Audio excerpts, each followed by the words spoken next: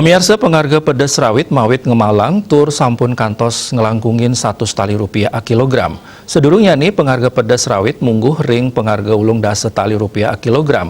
Miwah boleh tedun ring pengarga pitung dasa tali rupiah a kilogram. Pasar Ketapian dan Pasar Wayan Swastini Mausang rauh mangkin pengarga pedas merah sane kadol sampun kantos langkungan Rp100 a kilogram. Raris untuk kualitas campur sarang kantun kadol ring pengarga ulung dasa tali rupiah a kilogram. Penincapan pengarga pedas puniki sampun memargi dawag mekatah wuku katar kayang sasi kawan sane nabdabin penincapan harga puniki.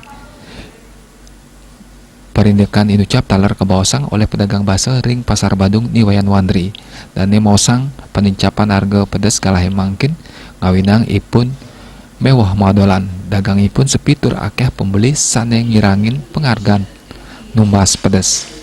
Lianan punika ring tengahing kahanan sekadi mangkin kawentenang produk pemekas pedas sampun dangan berek yening nenten digelis kadol janten ngawinang pedagang memocol dadosnyane pedagang nenten purun nyiaga yang akeh stok.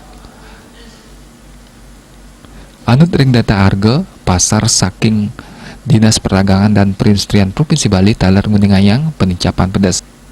Rata-rata harga pedas rawit ring mekatah pasar ring Kota Denpasar ngantos Rp100 a kilogram. Widya Stuti Bisnis Bali nguningayang.